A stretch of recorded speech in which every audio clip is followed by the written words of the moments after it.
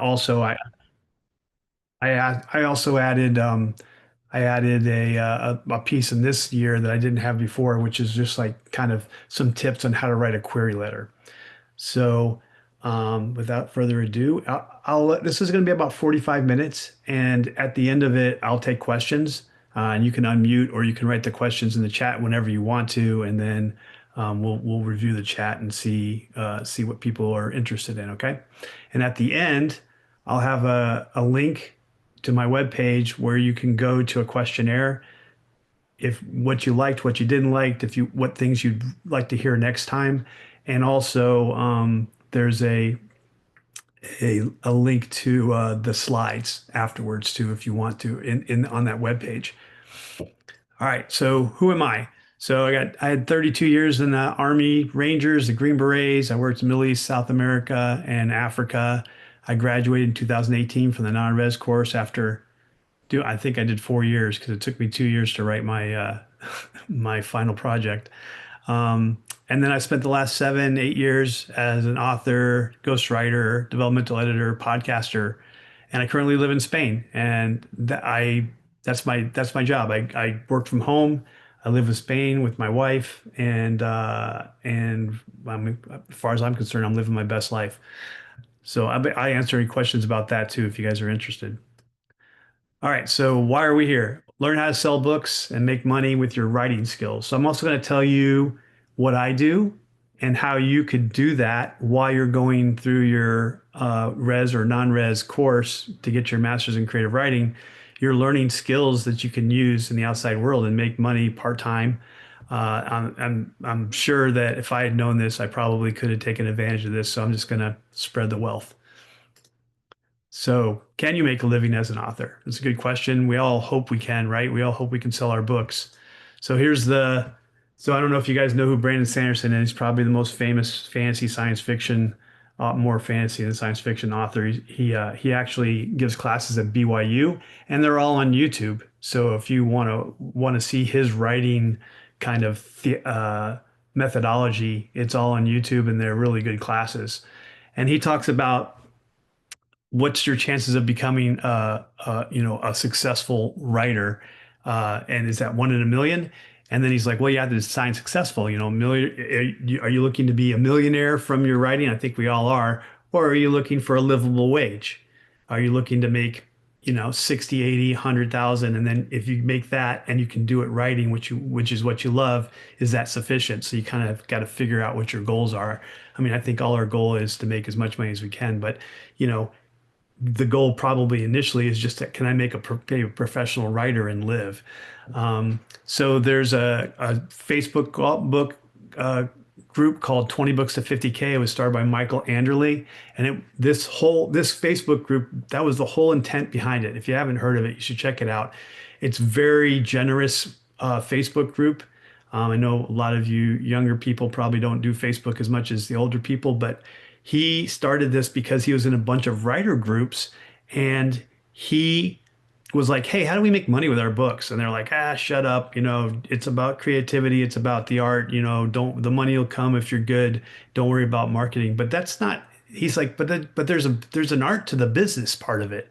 There's got to be a way for us to reach the readers. And if we're not trying to do that, and we can't quit our day job and do what we love, writing, and make at least, this was about 10 or 15 years ago, so it was 50K. That's why it's called 20 books to 50K. If we can't make at least 50K a year to live, then we can't do what we love, and we're end up doing it stuck in these jobs that we don't want to do. And so he kind of invented the term like the art of story and commerce, and he started his own Facebook group called 20 books to 50K because these guys were kind of poo-pooing him out, and it became a huge success. They have gatherings in Vegas, week-long gatherings in Vegas that talk about how do you write, how do you promote, how do you market, how do you publish, how to edit your books. If you want to, this is all about self-editing, self-publishing, okay, as opposed to traditional publishing. And we'll get into the comparison of that later on. But it's all about do you make more money self-publishing than you do traditional publishing? And I think it's a unique question for each individual and what they want to accomplish. And do you want to get your story out there and you want to see it on a bookshelf? Do you want the glory of walking through an airport and say, "There's my book"? Or do you want to make money, a lot more money than you could traditionally publishing? Because usually the people who make a lot of money traditionally publishing are the ones that are the 1% or the 5% that are selling hundreds of thousands of copies. But you can sell tens of thousands, 10,000 copies and write one book a year and promote your book correctly and still make a livable wage. So, but you can't do that with traditional publishing because they're taking 50 to 85% of your profits. So you need to kind of figure out what your goals are. Do I just want to make a living writing? And then I don't mind if my book's not on the shelf in Barnes and Noble where there's only so much space, right?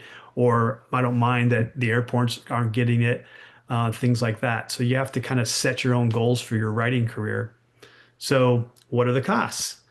Well, you'll be uncomfortable because the costs are depends on which way you go and once again what your goals are. So Brandon Sanderson says the odds are better for you to become a successful writer and make a livable wage if that's what you want to do. If you write every day, publish regularly, keep learning, and stick to it for at least 10 years, you have a 1 in 20 chance of becoming that successful writer. But if you don't do that every day, you have a lot less chance. Okay. So it's just about, doing the grind. So you need to keep learning. Don't quit your day job too early. And you also nowadays, and I think all of you younger people who are out there, maybe the older people aren't aware, but you need to start your following now. You need to have a social media. You don't have to have every social media. You don't have to have TikTok and Instagram and LinkedIn. Figure out where your readers are. For me, when I ghostwrite books, a lot of the readers are I'm writing memoirs. I do write a couple fiction books, but the memoirs, I'm like, those people are the people who read those memoirs. Most of them, like military memoirs and things like that, they're on LinkedIn. They may be on Facebook, but they're probably not on TikTok. So, you need to figure out where your ideal audience is and, market to them and meet them where they're at. Start a newsletter as soon as you can, even if you haven't finished your book, because if you can attract people, if you can attract 100 people to your newsletter, that's 100 people that probably, because they're interested in what you have to say, will buy your book on the first day or the first week, which will launch you into the top 1 to 10 of Amazon, which is going to hit the algorithm and push your book even further, which is going to put your book in front of more eyes, which is going to have you sell more books. So there's a lot of strategies, and if you can get a newsletter out there with just 100 people on it over the year that it takes you to write the book, for instance, that's going to give you a big advantage. And then getting a web page, your author web page up is also going to be really important because it's your calling card. It's where everyone's going to find you. Like, hey, I saw this guy in a podcast, and you Google him. Oh, he's got a web page. Oh, I buy my book here. And that's you got to make it as easy as possible for these people to find you because they're listening to podcasts. They might not remember the title of your book. They might not remember how to spell your last name. So you need to make it as easy as possible to find you, and find your book. So how many books do you think most traditionally published authors sell? Does anyone want to venture a guess? You can type it in the chat. You can come off mute, whichever you like. And I can't see the chat, so someone's going to have to read it for me. And then no one answers in 5 seconds. 10,000. 10,000? Mhm. So that's a good guess, and I would say that's what I think too, but that's not what the stats say. So this was done. This is a court case in 2022, where they looked at the top 10 U.S. traditional publishers, the big ones, and how many books they were selling.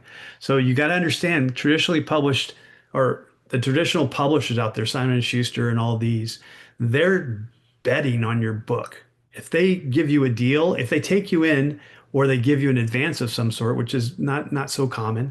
But if they do that, then they're putting money down, hoping that you'll sell. But the odds are against that happening. And they're betting on the 5 to 10 big sellers that are they're gonna pay back on their investment. And so right here, I was a co-author of a New York Times bestseller, Operation Pineapple Express, which was a nonfiction book about the evacuation of Afghanistan in 2021.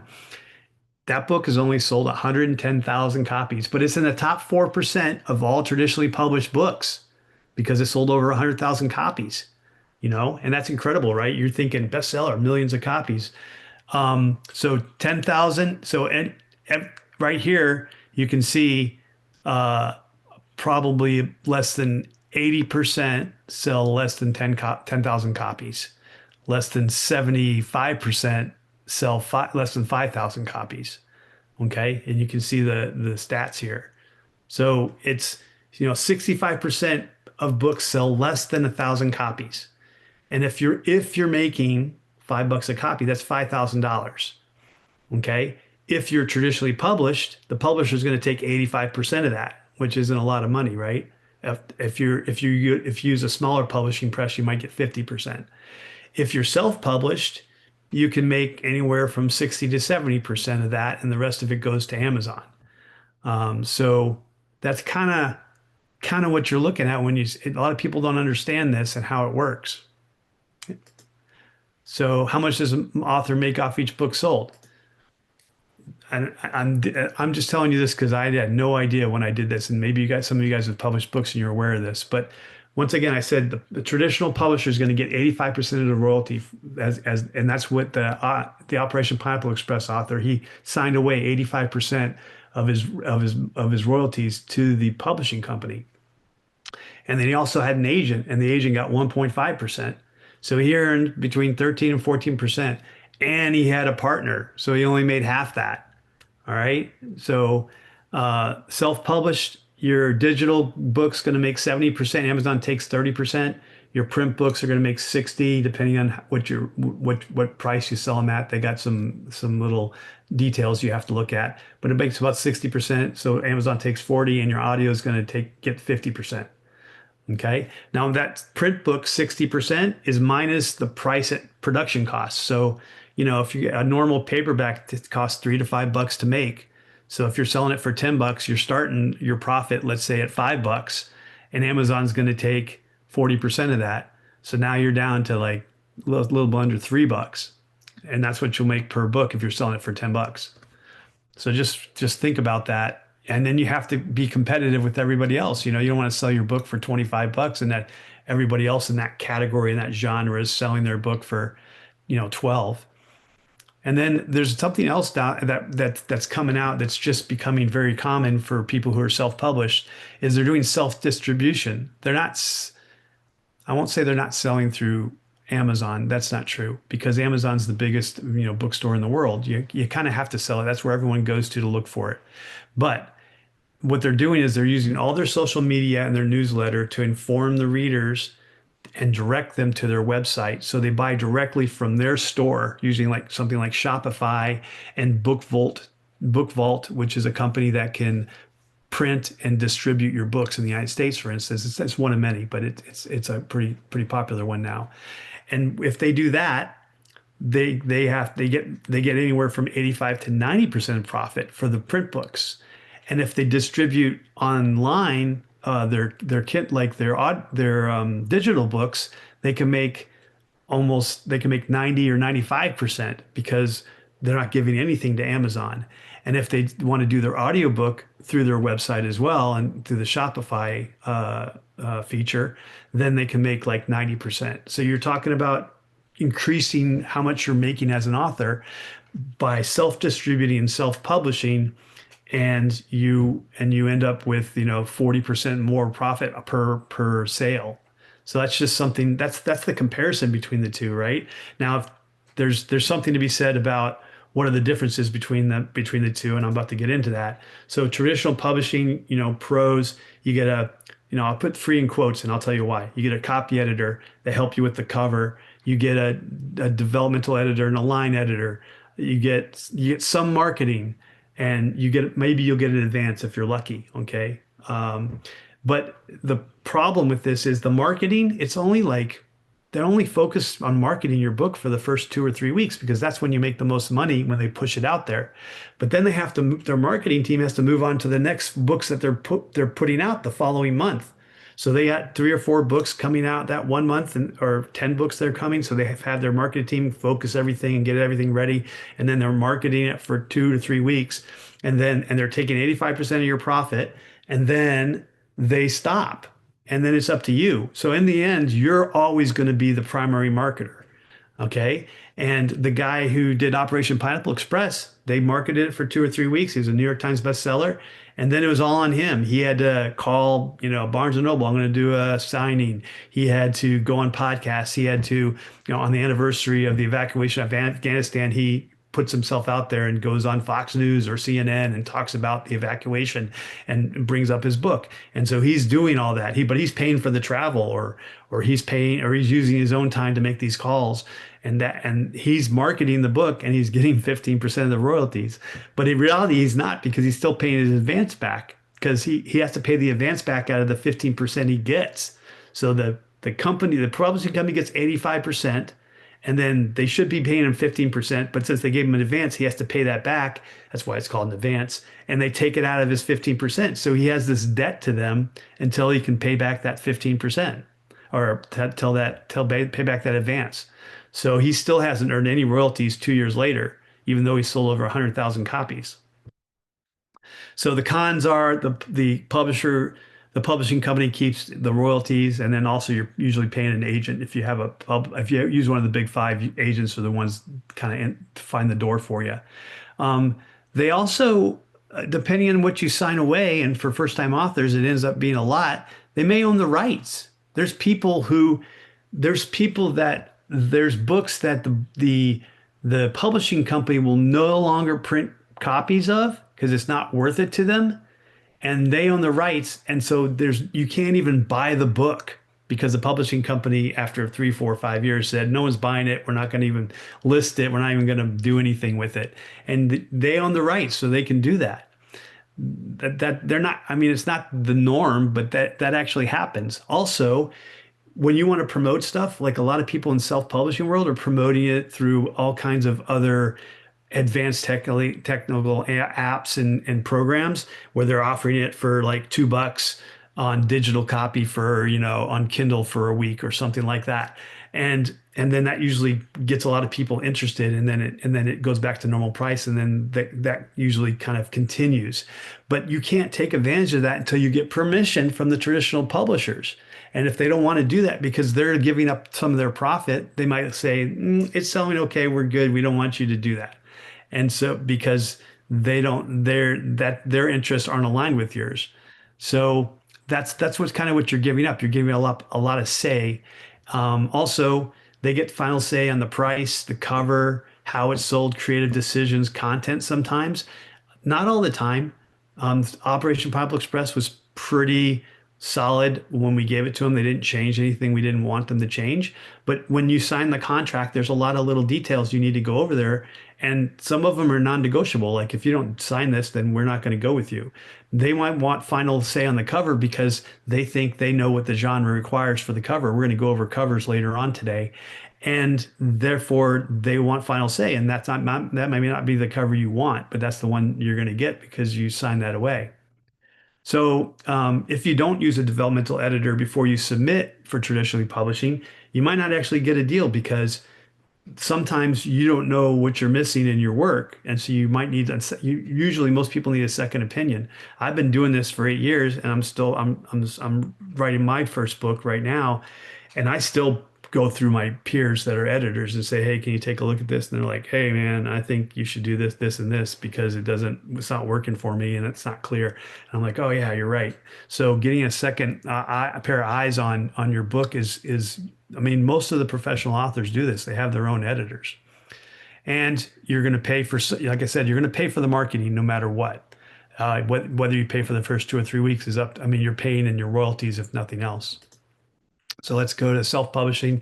You're going to pay for the copy editor, the proofreader, the development line editor, the cover, the title, the marketing, but you get all this freedom, right, to do it as you want. And you can usually make more money per copy sold. In fact, you always make more money per copy sold. You're 100% control of all of that. And then you get to control who actually edits and who does the art too, because usually the publishers aren't going to give you that option unless you bring a guy in and said, hey, I think this guy's really good, and they'll check him out and let you do it. But for the most part, they're gonna provide all that stuff for you. That costs money. I mean, that could, depending on which of the things you want there and how deep you want to go, that could be like six, seven, eight, $10,000. A developmental editor will charge per word. A line editor will charge per word. A copy editor will charge per word. So they can be like $2,000 to $3,000 a piece for each going through your document each time. And then the cover, you can get one for $50. You can get one for $500. It depends on who you want to who's going to help you. And then the marketing is always going to, because Facebook ads and Amazon ads are kind of where you're going to go now, and plus social media. And then if you can master social media, that takes time, right? Selling your book on TikTok and Instagram is an art, and people need to figure it out and practice. And some of them really succeed after a year. They're selling a lot of their books, and some people go do it over and over, and they never launch. It's just something they have to spend time to and invest time and skill in. So here's this example. If you're in the top 30%, 5% of authors, you sold 1,000 copies at $10 a copy. 1,000 copies sold for $10 a piece minus $5 printing cost is 5,000 profit. If you're traditionally published, you made $700 off that 5,000 profit. You pay for marketing after initial marketing campaign. So basically the publisher is going to get 85%, which is 42.50. The agent gets 1%, which is 50, and you end up with $700. All right. That's a traditional, that's the 85%. There's other publishers that are smaller houses. They may, do 50 or 60 or 70%, but I'm just talking about the big five, the ones that publish the most successful books right now. Self-publish that, it's about $3,000 because you get 60% of the profit, because Amazon takes 40, minus 300 for the cover, minus 2,000 for the editor. And like I said, you can have multiple different editors and it might even cost you more.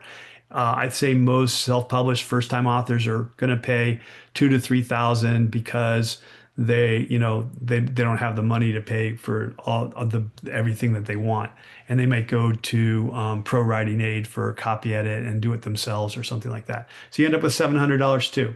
Okay, but you got all that freedom that you have, and the more books you sell, the more that you're going to make compared to traditional publishing, just because you're giving 85% to the publisher.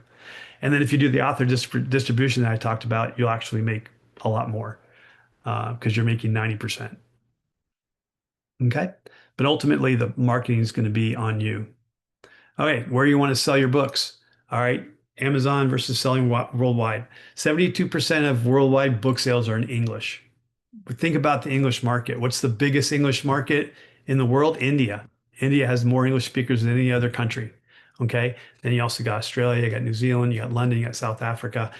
And then there's a lot of people in these other countries that speak English as a second language. So it's the obviously publishing in English, but that doesn't mean that the other markets aren't worthwhile. Germany's got a huge market. Mexico's growing, Spain's growing, the Spanish language books are growing. So once you publish in English, you can get it translated in Spanish and you have a whole new market. It's like a whole new book. And then you have to do the marketing over there as well. So there's a lot of different companies out there, Ingram Spark, and Drafted Digital and stuff that can help you get your books, your digital and print books, into these other economies. So, but the thing is, you don't just think about, I'm going to put my book on Amazon and move on to my next book. You got to be a part of your own marketing team. Ideally, you have, a friend or a wife that can help out. But if a lot of the self-published authors, either they're a married family team that are dedicated to selling their books, or they're working 50% for themselves, trying to get their marketing out there and get their book on different platforms. But don't think so like just Amazon, even though Amazon is the biggest bookstore in the world, because Amazon doesn't go to every country in the world, and there's lots of people that in other countries that would be interested in reading your book. So I talked about Ingram Spark and Drafted Digital. Those are just some other, and you can also get your book in the libraries too, and libraries will buy your book. So let's move on to the next piece. Why are covers so important for selling your book? If you think about how people find books nowadays. You're going through your phone. How big's that picture? It's about that big, right? Or even if you're not looking at a computer, you're not looking at a full-size book. You're just looking at an image on the side of the Amazon thing that's like that big. So really, this is why your cover has to tell the story of what is between the covers of your book. because they look at it for a second and then they're breezing by, right? They're sliding right. So you need to look at your cover and say, what is my book about? And what are my readers looking for when they find my book? And I'm going to give you some fiction examples. If you have dragons in your book and you wrote it for people who love dragons, like Game of Thrones and all the and Fourth Wing and stuff, then put a dragon on your freaking cover because people are going to go, oh, dragons, I like dragons. If you got spaceships in there, put spaceships. If it's a love story, show that it's a love story because people are going to be interested in in looking at books that they like, the genres that they like, and also the authors that they like. So you don't have to copy a cover of someone that you of another author that's similar to your writing genre, but you can copy the style. And I'm going to show you some examples. So real quick, uh, I went through a lot of this. They're finding on computers. You got to be very genre specific. You got to do your research. You got to find out the top authors in your genre and see what their covers look like. Because what's going to happen is they're going to finish the book from their favorite cover, and underneath it's going to say, "Hey, you might like these." Because when you fill out your Amazon thing, you say, what books and authors are similar to your book?" And that's why they're going to recommend it on the bottom, especially if you pay for ads. And then they're going to look at your cover and say, "Hey, that looks like my favorite author. Is that his new book?" "Oh no, that's Randall Surles's book, but it looks similar." I'm going to open it up and read the Amazon description. "Oh man, it looks like something I'll like." And then they buy it or they read the sample. And that's how you capture, your new readers. Okay. But titles and covers are the focal points for your social media marketing, right? And titles are really important too. You have to it's really hard to make your own cover with the title on it because you have to get the contrast right between the title and the cover.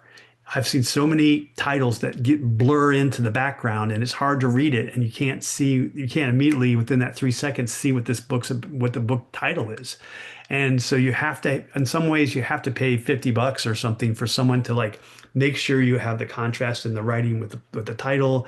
And then also you really want to have the title kind of specific to what your book's about too, especially for nonfiction books. All right. So if you want to unmute, what do you think this book's about?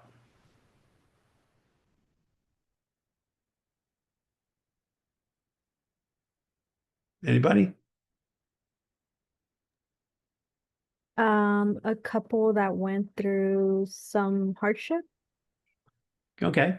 And maybe because of the title, they found religion, right? Or something to help them get through it. Yeah. Yeah. Okay. I agree. So this is a book I ghost wrote. I'm very proud of it. It's about a 55-year-old woman who was living with her boyfriend and they were about to get married. And they were cutting limbs and putting their limbs in a chimenea because it was blocking her sun because she liked to tan. And they couldn't get it to burn. So he threw gasoline on it. A fireball came out of the chimenea. She caught fire from head to toe. And basically, they couldn't put her out. And she ran around on fire for 8 minutes. And when they finally put her out and the ambulance came, she was third degree burns, 95% of her body. And the ambulance took her away. She went in coma for 6 months before she came out and recovered, went through therapy. And about a year and a half later, she walked out of the hospital and has to go through multiple surgeries. And then she became an advocate for burn victims. And she read all the books that any doctor had ever published on burns, things that current doctors, didn't read in medical school because they were reading the generic stuff on, and if they specialize in burns, then they started looking at the current stuff, and they weren't reading a lot of the old stuff where people had said, "Hey, I studied, and if you triple their vitamin D intake, then their skin's going to be more elastic." And so she started pushing these books that she read that were on the shelves in the hospital onto these doctors like, "Hey, read this. I think you should put it." And so she started advocating for him. She started going to the hospital on her free time. And she had a bunch of other problems with costs because Medicaid, if you make more than whatever, $600 a year, then you don't get Medicaid, but it was paying for all her surgeries. And it was just this whole mess, right? That's what this book's about. There's very little about religion and there's very little about alcohol. And when I finished this book, this is what they came up. I said, hey, you should go talk to a professional like cover title person to give you some advice. It'll cost you maybe a couple $100, but you should talk to them. They'll give you some advice. And I actually got the person to do it for free because of their story, and they blew it off and they didn't go and they came up with this.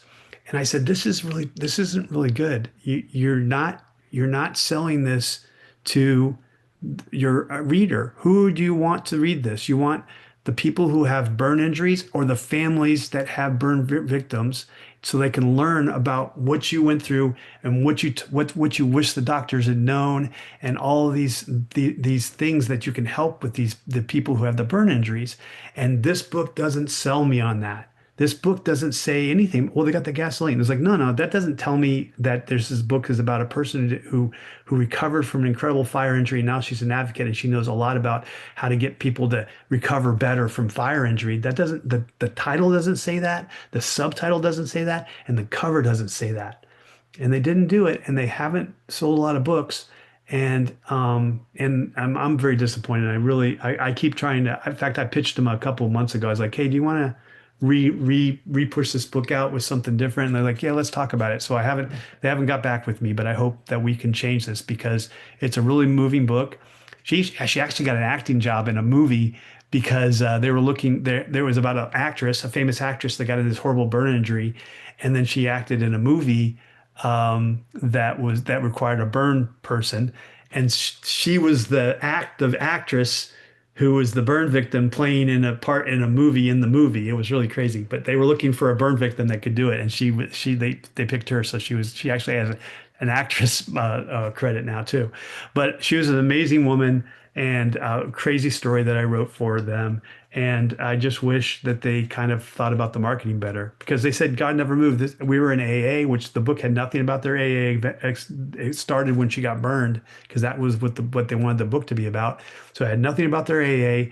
And I guess when you go to Alcohol Anonymous, God never moved is a common phrase they use. And so this meant a lot to them. That's why they wanted to put it there. And I was like, that's great, but that's not going to help sell your books, guys.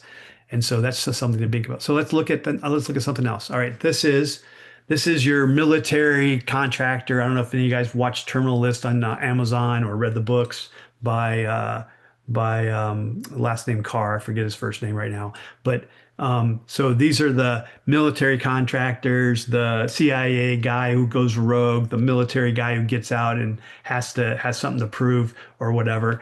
And look at the covers, right? You have like the one in the front, Greg Hurwitz. This is a multi-million dollar selling a book. He sells every book he puts out is a New York Times bestseller, and this is a really popular series. The two on the side, the one on the right, the Blake Breyer series, that's a pretty good selling one. The one on the left is up and coming. Okay.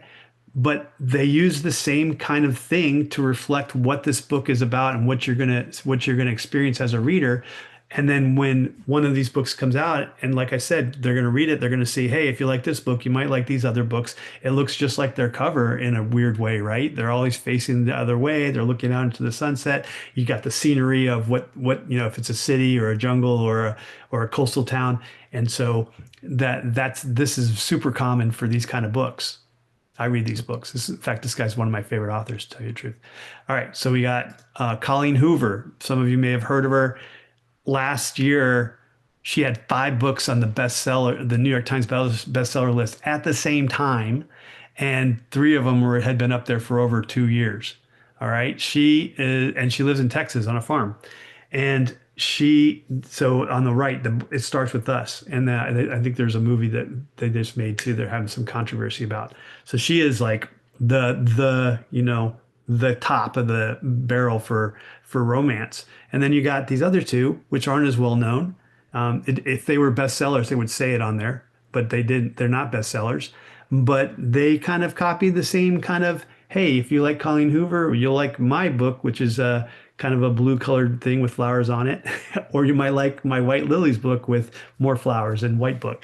So this is all to get your readers to click on it, read the description and see if they like what they read, and then go, because you have to get them to the next step. You have to get them to click and go and read the description of your book, which you have to write a good description, obviously, so that they can know if they're going to like your book and then read it. But if you can't get them to get to that next step, then you'll never get those readers. Okay. All right. I'm going to talk quickly about query letters. Okay. Because once you write a book, you're going to have to write a query letter, right? And this is mostly so query letters are mostly for your fiction books. For nonfiction books, you're going to write more often, you're going to write book proposals, okay? And because for nonfiction books, you don't really have to complete the book to get to sell it to agents and publishers. If you have a great idea, like Operation Pineapple Express was just an idea when my buddy Scott Nan got an agent, and then he pitched it, and he had like 10 publishing companies bidding on a bidding war on it, but the book wasn't even written. And then he got a contract. He had to write it. They gave him till March, and this was October. He brought me on board to help him in November. We had to do 500 hours of interviews with all the people that were involved. We finished that by mid-January. We didn't start writing until mid-January. We had 2.5 months to write this book, and I was doing like 60-hour weeks. Um, so, and obviously I can't spell. I don't know where that B came from. But anyway, so you start with a heading, dear agent, editor, publisher, with the guy's name. You do your research. You don't say agent, editor, publisher, dear Mr. Smith, okay, or dear Mrs. Smith. You hook. You got to write a hook, right? You can't write the setting of your book in the first three sentences. You want to hook them immediately. And some good ways I've seen to hook a person are, what is the problem the protagonist will face? And you can even phrase it in a question. What if you had, I just read a book the other day. What if they discovered a technology where you could come back after you died and live for 48 hours? What would that look like? What would the marketing for that? What would the world of commerce do to support that? If you could come back for 48 hours and then, like, hey, your 48 hour, around the world, you can see everything that you didn't see, or, what are they pitching? What's the marketing look like? What does the world look like if everyone can come back for 48 hours after they die? So that's a really good hook. So you want to look at what's in your story and hook them with a question or a one sentence, like getting the reader, the editor, agent, whoever's reading it, to think about, like, oh, what a great premise. Okay. Then you can get into the setting, a summary of the progressive complications faced by the protagonist. You can, like, and then, he died for 48 hours, but then when he came back, everyone wanted his money that he had hidden, and he couldn't get away, and all these things that are going to happen. You don't have to write them all, but you write some of the significant ones that are really interesting. And then at the end of your query, this part of your query letter with the details, you have to offer a really difficult choice, is what I call the crisis question. You have to tell the person that you want to sell your book to what is the hard choice that they're going to face in the book. And you've set that up with the progressive complications. Does he go on his world trip, or does he spend time with his son? What does he do for those last 40 hours? He can't do both. And so that is what you have to end this with, because that's what's going to hook the agent, editor, publisher to read it, because they're going to say, oh man, which one did he do? You got to read the book. So that's what you're trying to do. You're trying to get that hook with a question, or something to get the people thinking. If you can make them ask 5 questions, like who, what, where, when, why, with that one hook question or one hook statement, that's great. The more questions you got, the better. And then you end the description with the really hard, difficult choice they're going to have to make in the book. Then you go on with your credentials, like if you got your MFA at UTEP, you've written 3 books, you've had short stories published, whatever, and then you go with your comp titles. That'll be part of your credentials. Like, hey, this book is finished with. I didn't write that in there, but this book is complete at 80,000 words, and readers of whatever. It ends with us. We'll love this book, or something like that. Get your comp titles, and then you don't forget to say thanks. But this thing that I've created for you, 250 and 350 words. It's got to be tight. No one wants to read 2 pages. All right. They don't have the time and they're not always doing it. Sometimes they have temps doing it or they have interns doing it. So, and they're reading 500 a day. So it's got to be tight and it's got to be, you got to hook them and don't forget to proofread it because that's nothing like a poorly punctuated query letter for someone to say next. Do your research, know what genres that the agent editor publishing in and writing and editing in because you want to make sure that you're not wasting your time. And then queryshark.blogspot.com is by Janet Reed, who unfortunately passed away, I think, last year. That's a great website that kept it up. She did free. She was a acquiring agent for years, for like 20, 30 years. And it was a free website. That's why it's Blogspot, because she didn't want to pay any money to do it. And she would once a week, she would take someone's query letter if it was interesting and new and didn't wasn't already she had already covered this stuff in her blog, and she would dissect it and say, hey, this you need to change this, and this needs to be a better hook. You need to move this up top. And there's like hundreds of examples on that website and there's a lot of really great knowledge that she put on there to help you write the best query letter. It's amazing. All right, so I'm going to give you a 5 minute.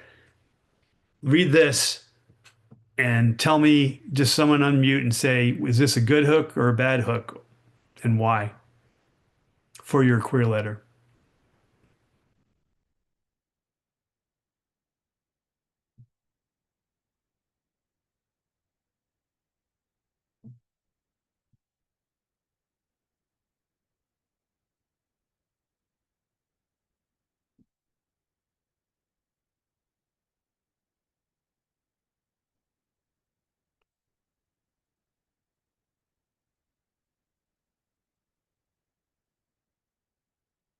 I'm going to speed up. So, has anyone got any opinion on this? Or I'm just going to move forward.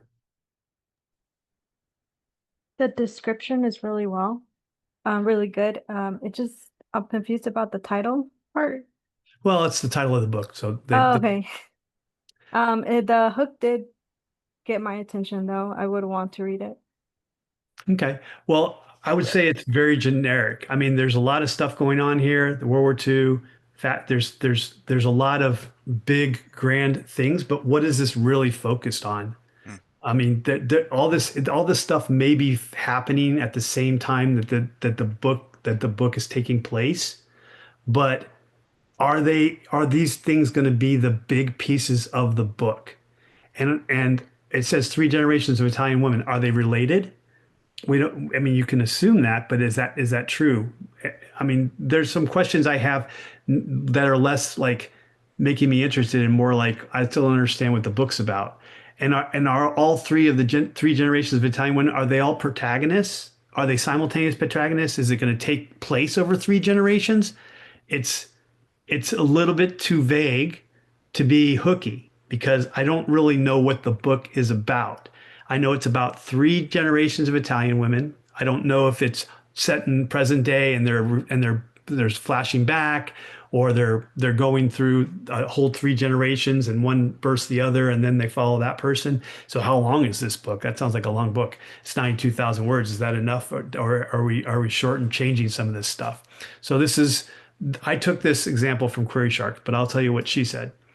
All right. She says it's too generic, and I agree with her. But then she actually puts this as a possible. This is an example of a good hook, and it's not a replacement for the one we read. It's just this is more hooky for an editor, for an agent and stuff. Hardworking, no frills Alice Anderson barely scrapes by after her father's death when Domingo Rolandon, an undocumented Mexican horse and cattleman, knight in shining saddle, arrives to not only save her father's legacy but win Alice's heart if he can just steer clear of the oppressive clutches of the increasingly Gestapo-like modern INS. So the difference between that and the one before it is, I don't know what genre the one before it is. Is it a love story? Is it an action? Is it a biop? Is it a Yellowstone kind of generation thing, or what are we talking about? What kind of genre are we talking about? It's not clear. This is obviously somewhat of a love story, and we know who the main character is, and so this is why this is a little bit more a better hook than the last one. So these are the details. I'm not going to like to have you read this, but this is the details of the first book that I said the hook wasn't good enough. So basically, they describe the three people, the three generations of people, but we still don't know what role they play in the book because they're so separate. They're born 20 years apart, and so are we? Is the book 60 years from start to finish, and Victoria starts? Or is it told simultaneously? There's a lot of unclear things, and a publisher or an agent might not be prepared, not be might pass on it just because they don't even know what they're if it's in their genre, right? If they do love stories, I don't see this as a love story because she didn't mention that it was a love story. Is it is it this grand three generation kind of Yellowstone thing? That's what I do, but this isn't very clear what it is.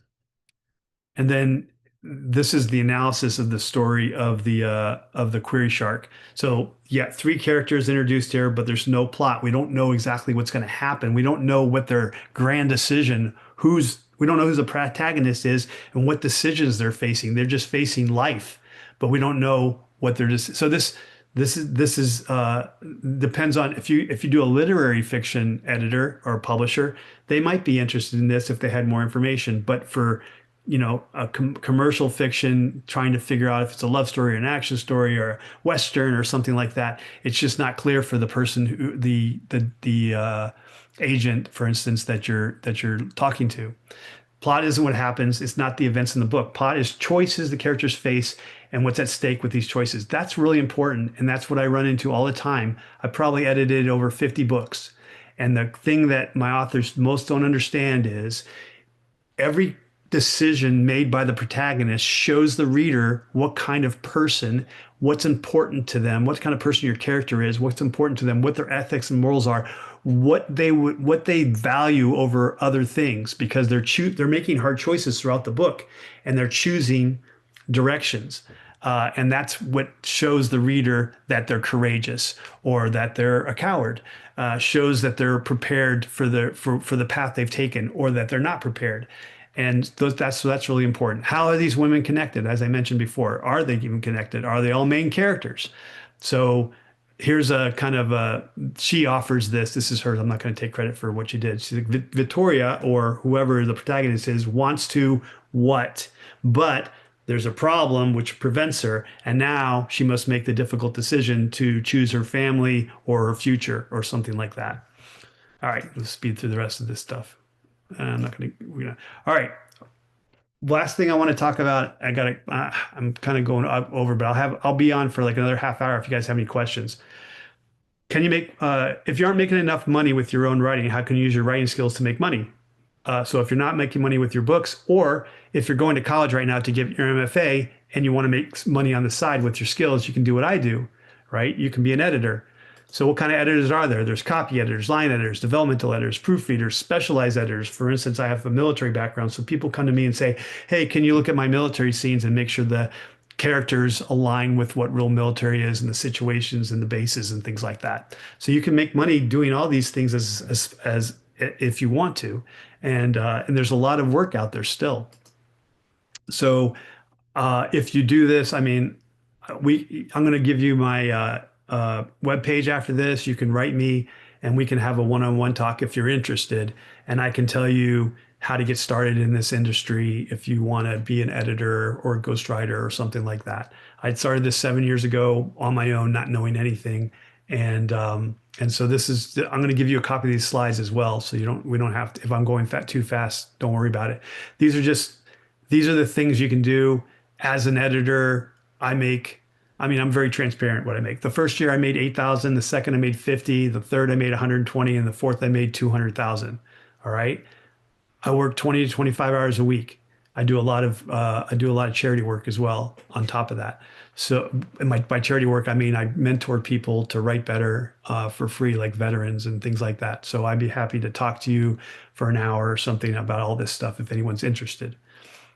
So this is my webpage, thestoryninjas.com. And then if you /UTEP, I have a questionnaire there. about this presentation, like what did you like, what you didn't like, what would you like to see more of, so next year I can make it better. At the end is a link to these actually slides, and you can download those slides if you want. Also, I do a YouTube live every Monday. There's a link on that web page above the UTEP web page, or you can go straight to YouTube live links. And it's at 2:30 Central Time every Monday, and I got a author that I edited two of his books, and we just answer questions about publishing, editing, and writing.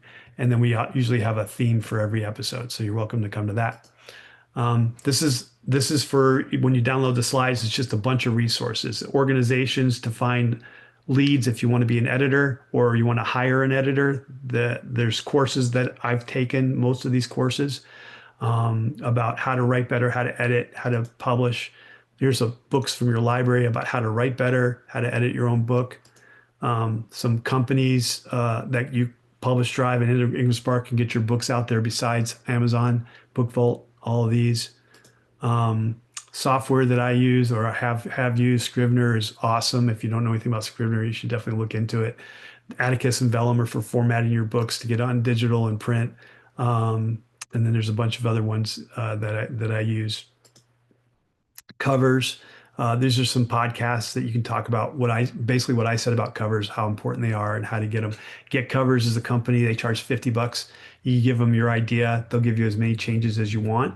But this it's not like they don't draw it, right? They take it from non-nutritional images that they have, and then they change it for you. If you want a book like from scratch, I need a bookcover.com. That is that you can pitch. You can say whatever your budget is. Hey, I got $500. I got $1,000. This is what I want. You'll have a bunch of people say I can do it for this much, and this is what you get. And then these guys are on TikTok, and they are smashing it, advertising their books on TikTok. So I really follow them if you're interested in doing that. And that's all I got. And I'm open for questions. I'm sorry I went so long. And you can unmute or you can type in the chat, whichever you'd like to do. Thank you, Randy. So please, if you have any questions, either unmuting or you can also post your questions on the chat and I'll relay your questions to Randy. I can read the chat now too. So I have a question. sure. Well, first of all, thank you for all the information and all the sources. I think they're they're going to be very helpful for us, even for me as a first year grad student. And this is going to be helpful to get more sources and get more involved.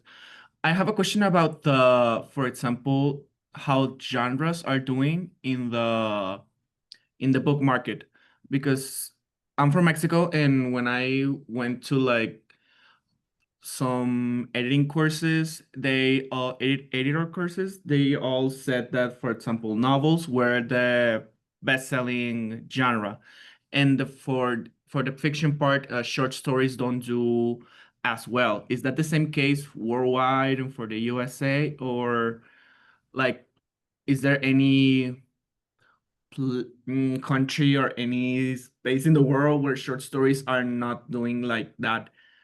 mm, are not doing that behind from the novel, or even in the case of poetry, how is that going in the USA and worldwide? So I don't have exact statistics on that. It's a good question, but I would say that the problem is where are you going to put your short story? Because you're not going to put your short story on Amazon for $10. No one's going to pay $10 for, or they're going to be very disappointed. You're going to get a very low rating, a star rating. So, if you're going to put it in a compilation or an anthology or something like that, that anthologies still sell. They're not bestsellers most of the time, but they still sell if you can get an anthology of a bunch of different authors together, or if you have a bunch of short stories about a certain theme, that might work. There are poets that make money that you can sell. I've seen them on bestseller lists before. They're few and far between. So I would say that. Yeah, Matthew McConaughey just came out with his poetry book, but of course he's super famous, and his first book, Green Lights, was fantastic. It was his first memoir.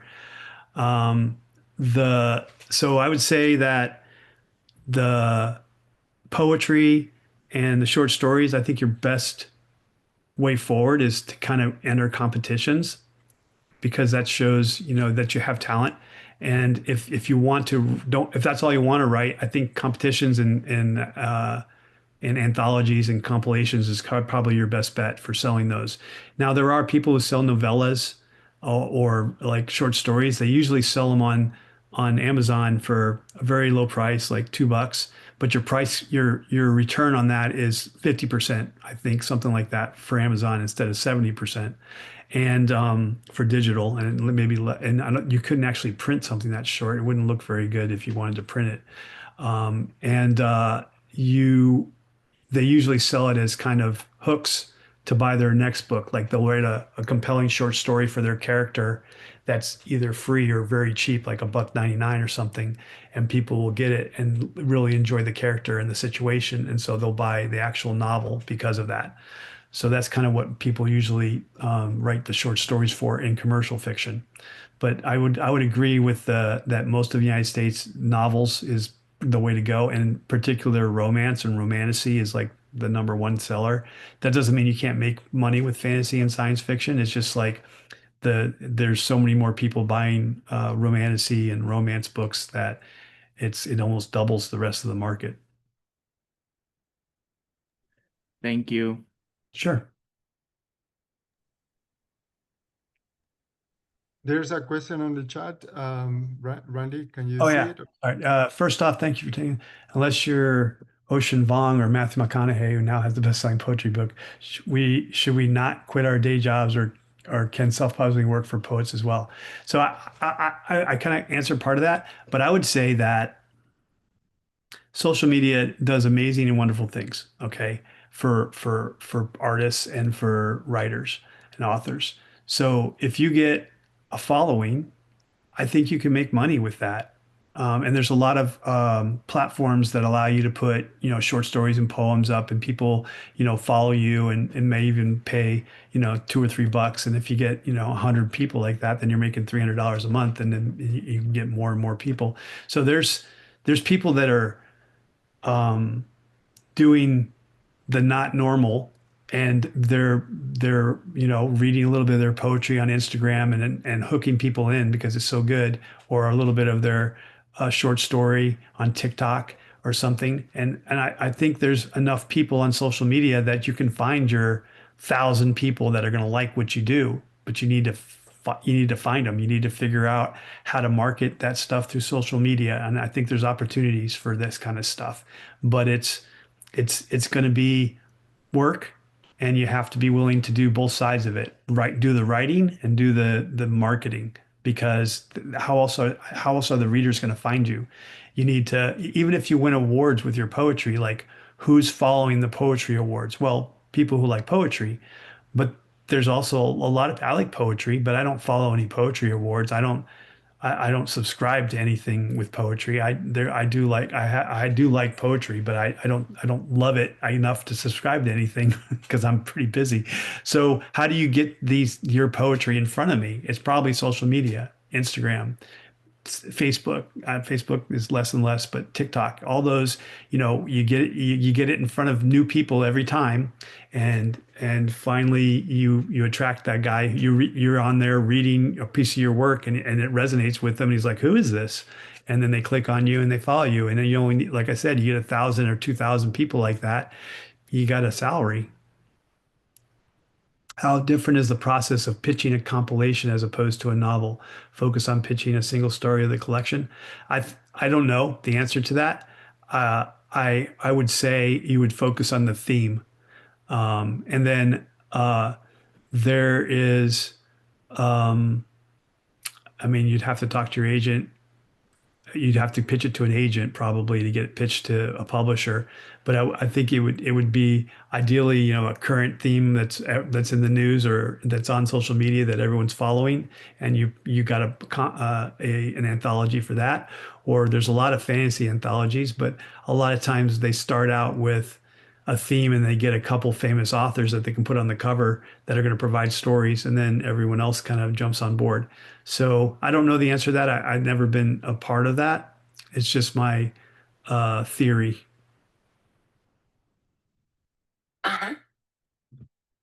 Sorry, Siri's talking to me. I Any thank you so other? much for being on here. I'm curious as to why you and your wife moved to Spain and how that journey's been so far. Sure. So I retired. I was in Italy when I retired. And I don't know if anyone here has heard of the Camino de Santiago, but I got out of the military. I was divorced, and I didn't know what I was going to do with my life. I had an MFA from creative write from UTEP for creative writing. That was the only thing I had going for me. And so I decided to walk the 500 miles across northern Spain, Camino de Santiago, to kind of figure my life out. And I met my wife there on the second day, and we walked it together. And so she's Hungarian, but she was living in Romania at the time. So I got out a couple months later. I moved to Romania, and then we got married during COVID. And she always hated Romania, but her family's there, but it's cold. So I told her I'd bring her someplace warm. So we tried France during COVID in 21, but it wasn't very friendly at the time. So we went back to Romania for a little bit, and then we found this really great house in Spain. So we ended up in Spain. Plus, I speak fluent Spanish, so it worked out for us. I don't speak fluent French, but it's actually pretty nice. Um, the cost of living's low. I got a pretty nice house for a pretty good price. I'm renting right now. We're thinking about buying. Buying's really tough because they don't really like to give mortgages to foreigners. Um, and I have a great landlord, which I know I've read some forums, and that's not always the case, but my landlord's fantastic. And we've been living in Spain for 2 years. I actually rent a car. I don't even buy, I own a car. I rent a car, uh, $800 for 6 months, and with full insurance and everything. So I don't even we didn't even buy a car. We just rent the car every 6 months. So I don't know if you have any specific questions, but I love it. I'm down in the south near Sevilla, about an hour from the Mediterranean Sea, and it's warm. It gets a little bit chilly if you call it that in December, maybe January, but not that bad. I still swim. I got a pool in the backyard, and I still swim every day, so it's not that cold. I got a question here. What do we expect an entry-level editor position to be a low-paying part-time position? How much should we expect to make when we start? What was your workload like for your first year? So I didn't work. I worked for myself. Okay. But I have friends that have worked for editing companies making, $40 to $50 an hour, um, doing various things, not really in charge or anything. I started in 2019, the year after I got my MFA with UTEP. Um, I started in June. I had already applied for a job because I knew it was going to take a while to build my business. I made 8,000 the first year, I think. I've had three or four clients. And I said, well, I definitely need a job now. And in January, I got picked up and worked for the VA for a year, and they paid me 50 grand. And COVID started. So I worked from home for the VA for a year in Europe, and I built my business on the weekends and at night. And by the end of the year, I made 50 grand on my editing business, and I was getting paid 50 for contracting with the VA. And they said, I knew some people got the contract, and they said, hey, we want you to move to Germany, which I didn't want to do, and we're going to pay you less, which I didn't want to have. And so I said, I'm just going to go full time because I'm making part time. I'm making 50. Let's see what I can do next year. And so the following year, I made 120, and the following year, I made over 200. And I was working. I mean, I've taken 3 months off. I said, me and my wife went to Greece, and I just arranged my schedule where I wasn't accepting anyone for those 3 months. And I still made 120 that year. So you get to, obviously if you're freelance, you control your own schedule. I normally work like 15 to 20 hours a week. And then I do a lot of volunteer or charity work for veterans to help them learn how to write better and start their own editing businesses and things like that. I have no idea what the workload is for a normal editor working for a company. but a lot of those companies contract people like me. I've worked for as a contractor for editing companies or publishing companies that didn't have enough editors, and they pay my price. So I don't know. How do you get those contract work with the publishing houses? Good question. So you can go to Editor Freelance Association, EFA, e-f-a.com, I think it is.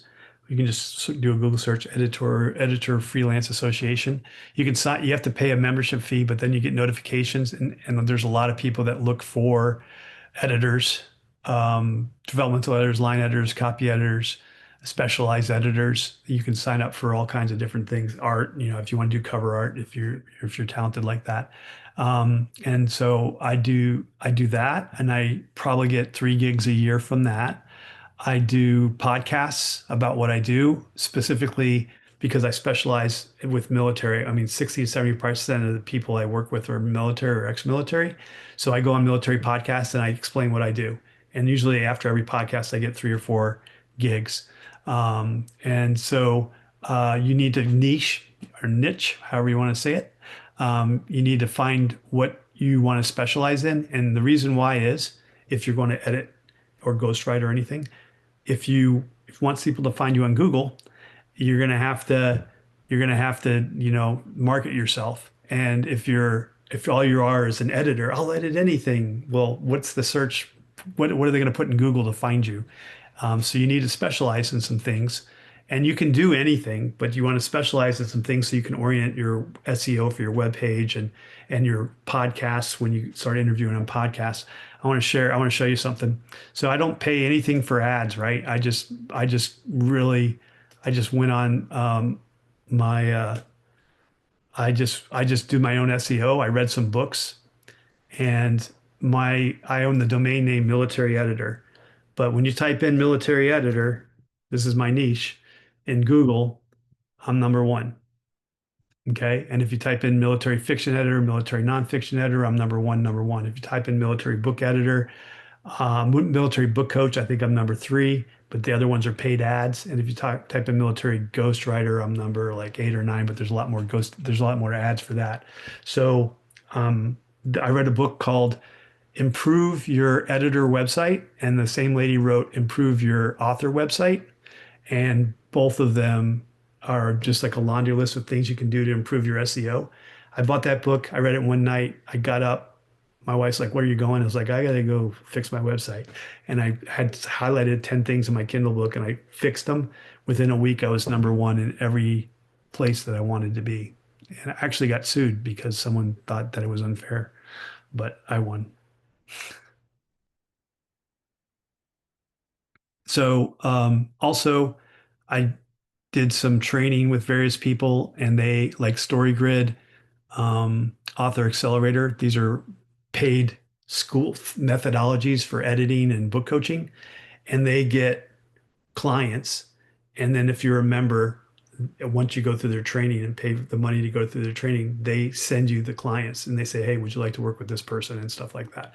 So that's also how I get clients. I probably get 4 or 5 clients from that. And then I started working for a company called Story Terrace, which is memoir. They write memoirs, and they do all the marketing, and then they get clients, and so I probably get 3 jobs from them a year. So that's 10 jobs right there that I get. Now 50% of my work is repeat or referral. So I get 10 or 12 new jobs from these other things, which took me 7 years to, I would get 10 or 12 of these jobs every year. And then on top of that, they would refer me. And then a year later, they would use me again for their next book.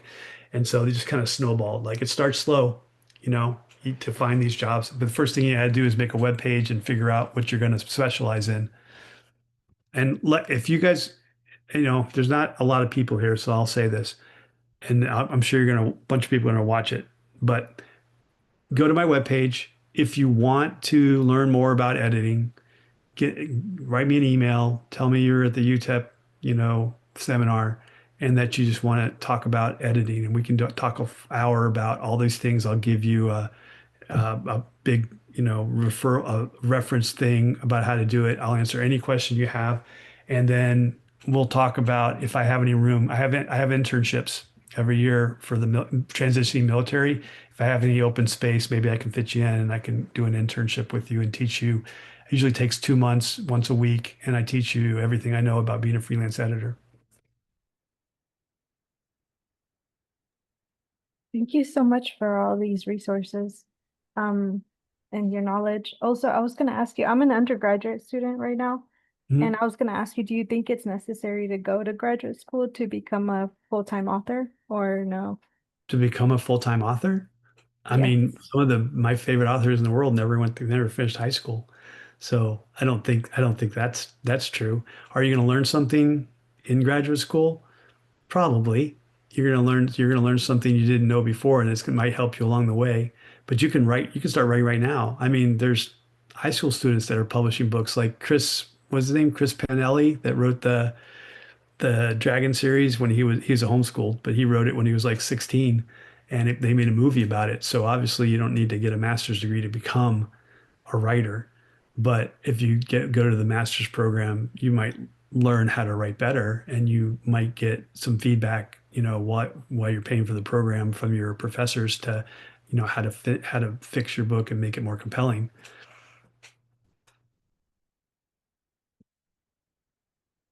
Makes sense. Thank you. Mhm.